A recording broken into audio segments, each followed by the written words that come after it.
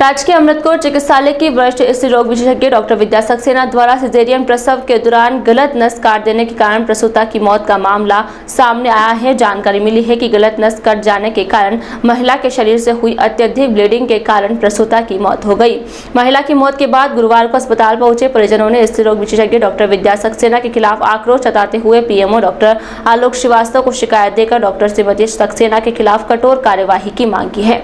आक्रोश प्रदर्शन के दौरान मौके पर पहुंचे PMO doctor Alok Shrivastava, deputy controller doctor SSO ने डॉक्टर दिलीप चौधरी तथा नर्सिंग कर्मियों ने आक्रोशित परिजनों से बातचीत करते हुए उनके साथ समझाइश करते हुए मामले को शांत करवाया तथा डॉक्टर विद्या सक्सेना के खिलाफ उचित कार्यवाही का आश्वासन दिया। इसके बाद परिजनों ने अस्पताल प्रशासन को लिखित में शिकायत दी। जानकारी के अनुसार बलार रोड अर्चना कॉलोनी निवासी राकेश दग्दी की 24 वर्षीय पत्नी शिल्पा को 31 अगस्त को प्रसव के लिए AKH की एमसीएच विंग में डॉक्टर विद्या सक्सेना की विंग में भर्ती करवाया गया था। परिजनों के अनुसार डॉक्टर सक्सेना दिन भर सामान्य प्रसव की जानकारी देती रही और शाम के समय अचानक सिजेरियन की बात कही, जिस पर परिजनों ने सिजेरियन पर सहमति जताई। इसके बाद डॉक्टर सक्सेना ने प्रसूता का सिजेरियन ऑपरेशन किया। इस दौरान प्रसूता ने एक बच्चे को जन्म दिया। बताया जा रहा है कि ऑपरेशन के दौरान कोई गलत नस कट गई, जिसके कारण प्रसूता के शरीर से अत्यधिक ब्लीडिंग होने लगी, जिसके कारण प्रसूता के परिजनों से करीब 1-1.5 घंटे तक मिलने तक नहीं दिया गया। करीब 1.5 घंटे बाद डॉक्टर ने परिजनों को बताया कि अत्यधिक ब्लीडिंग हो रही है, जिसके कारण खून की आवश्यकता है। परिजनों ने हाथों हाथ खून की व्यवस्था कर दी, लेकिन प्रसूता की स्थिति में सुधार नहीं हुआ तो डॉक्टर विद्या सक्सेना ने 1 सितंबर को आनंद फानन में उसे अजमेर के लिए रेफर कर दिया। रेफर के दौरान परिजन प्रसूता को लेकर जराना अस्पताल अजमेर पहुंचे और भर्ती करवाया, लेकिन देर रात को प्रसूता ने दम तोड़ दिया। प्रसूता की मौत के बाद गुरुवार सुबह अस्पताल पहुंचे परिजनों ने आक्रोश व्यक्त करते हुए डॉक्टर विद्या सक्सेना के खिलाफ कठोर कार्यवाही की मांग की। बताया जा रहा है कि हंगामे के दौरान डॉक्टर विद्या सक्सेना ने स्वयं की उम्र ज्यादा होने का हवाला देते हुए ऑपरेशन के दौरान कुछ भी गलती होने की बात कही। परिजनों का आरोप है कि रेफर करने के दौरान भी डॉक्टर विद्या सक्सेना ने रेफर टिकट में प्रसूता का नाम गलत लिख दिया था, लेकिन परिजनों द्वारा जानकारी देने पर उसमें सुधार कर दिया गया। जब है ना सारा दिन से बच्ची की ब्लीडिंग हो रही थी, तो मैंने मैडम को दिन में 2 बार कॉल करवाया कि मैडम बच्ची की ब्लीडिंग हो रही है, आप अगर सिजेरियन करना चाहते हो तो आप आके एक बार इसको देख लो। तो बोले ठीक है। इसके ना सिस्टर से बात करके मुंह में जीभ के नीचे गोली रखवा दी।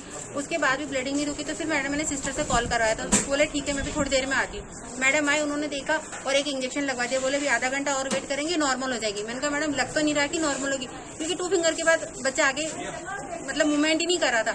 तो उन्होंने भी बाद में बोला चलो ना इसका अपन सिजेरियन कर देते। सिजेरियन के अंदर लेके चले गए, बच्चे को दे दिया, लेकिन 1-1.5 घंटे तक बच्ची को हमको बाहर नहीं दिया। फिर बोले कि 1 यूनिट ब्लड लेके, हमने 1 दी थी। अभी सारे दिन से ब्लड लॉस हो रहा है तो कमी आ गई, तो 1 यूनिट हमें उसमें टेंशन नहीं।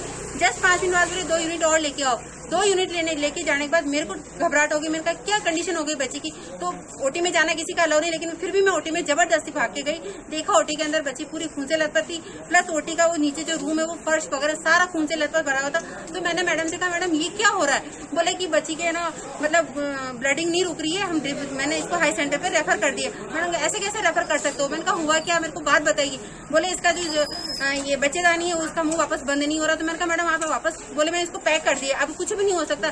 मैंने आगे बात कर ली, रेफर टिकट बना दिया, जिसमें शिल्पा वाइफ ऑफ राकेश दग्दी लिखना था, उसपे संगीता नाम लिखे, वो रेफर टिकट बना रही है। तो सबसे बड़ी गलती यही आ रही है, आप अगर नाम का टिकट भी सही नहीं बना सकते हो तो हम आपसे क्या उम्मीद करें कि आपने उसका ऑपरेशन सही किया होगा। उसके बाद आपने कट किस तरीके से लगाया कि अजमेर उसकी बच्चेदानी निकलवाने के बाद भी उसका ब्लड नहीं रुक रहा था। डॉक्टर ने ये हमसे पूछा, उसकी सारी हिस्ट्री पूछी हमसे कि कैसे क्या हुआ, कि वैसा कौन सा कट लगा दिया कि पूरी इधर ब्लड चढ़ रहा और इधर सारा ब्लड निकल रहा। और अंत में हमारी बच्ची ने सुबह 5:30 बजे, विद्या सक्सेना इसकी जिम्मेदार है, हमारी बच्ची हमें छोड़ के चली गई। तो हम चाहते हैं इसके खिलाफ सख्त से सख्त जो भी मेडिकल डिपार्टमेंट है इसकी इनके ऊपर कार्रवाई की जाए, ताकि भविष्य में किसी की बहन बेटी के साथ इस तरीका का नहीं हो कि एक बच्चा अपनी माँ को, जिसने आंखें भी नहीं खोली दुनिया में, अपनी माँ को भी नहीं देखा, वो छोड़ के चली गई। उसने सर जब हमने इसको भर्ती करवाया था यहाँ पे 31 तारीख को हमने भर्ती कराया था, तो उसके शाम को ऑपरेशन किया था मैडम ने। उस ऑपरेशन से उसके लड़का हुआ था, लेकिन उसकी ब्लीडिंग रुक नहीं रही थी। तो मैडम ने वहाँ अंदर जो हमें मिलने नहीं दिया, उससे पेशेंट से मिलने नहीं दिया। कम से कम घंटे से 1.5 घंटे तक वो उनको पेशेंट को लेके बैठी रही। उन्होंने हमें बताया ही नहीं कि उसके क्या हो रहा है। जब हमने उससे पूछा कि भाई क्या हो गया है, तो बोले मेरे से ब्लीडिंग रुक ही नहीं रही है। और उन्होंने तुरंत कहा कि मेरे हाथ में कुछ नहीं है, आप इसको अजमेर रेफर कर रही हूँ मैं, तो आप इसको अजमेर ले जाओ। तो हम लोग उसको अजमेर लेके गए थे। जब वो एम्बुलेंस में उसकी हालत बहुत ख़राब हो गई थी, बहुत ज़्यादा ख़राब हो गई थी, तो वहाँ जब उसको एम्बुलेंस में डॉक्टर्स को दिखाया जमा जनाना में, तो उन्होंने कहा कि भाई इसके 5% ही चांसेस रह गए, इसका कोई चांस नहीं है जीने के। ये चीज़ उन्होंने वहाँ बोली थी। और इसके अलावा इन्होंने टाँके जो है वो बहुत गलत तरीके से लगाए वहाँ पे। उन्होंने बोला ये टाँके किसने लगाए इस तरह से तुम्हारे, क्या उनको टाँके लगाने भी नहीं आते? इतने गलत तरीके से उन्होंने टाँके लगाए। और दूसरा है कि उन्होंने जो सीजर चलाई थी, जो भी उन्होंने कट किया था, उसके अंदर सीजर इतना डीप चला दी कि उसके यूट्रस निकालने के बावजूद भी उसके मसल्स में से पेन वो ब्लड आना शुरू हो गया था, वो रुक ही नहीं रहा था उसकी। उसी की वजह से उसकी डेथ हुई है। और उसकी जिम्मेदार पूरी तरह से विदा सक्सेना ही है, क्योंकि उन्होंने किसी भी तरह की कोई कार्रवाई नहीं की, कोई मदद लेने की कोशिश नहीं की। और मेरी वाइफ की जो मृत्यु हुई है उसकी पूरी तरह से जिम्मेदार डॉक्टर विदा सक्सेना ही है।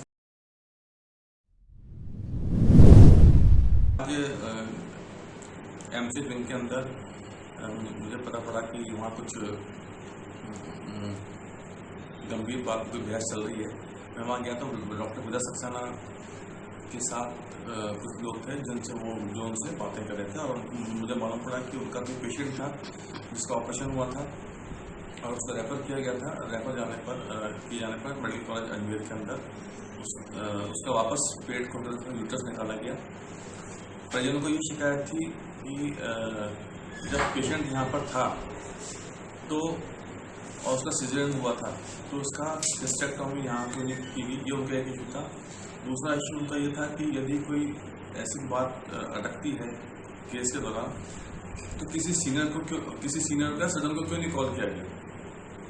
तीसरा उनका इशू ये था कि एम्बुलेंस जिसमें भेजा गया उसके अंदर जो DSI की जो एम्बुलेंस है उसके अंदर भी ऑक्सीजन की सुविधा या ड्रिप लगाने की सुविधा नहीं।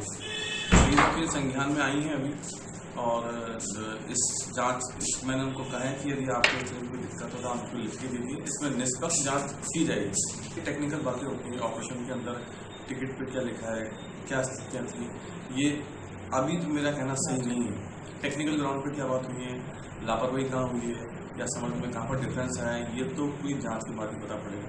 कि जांच जैसे हम उसको जांच मिलेगी इसका अतिशय की जांच कराएंगे और निष्पक्ष जांच होगी, ये मैं को विश्वास नहीं। और न ही आने वाले समय के अंदर इस तरह की घटना दोबारा हो, इसका भी पूरा ध्यान रखा जाए।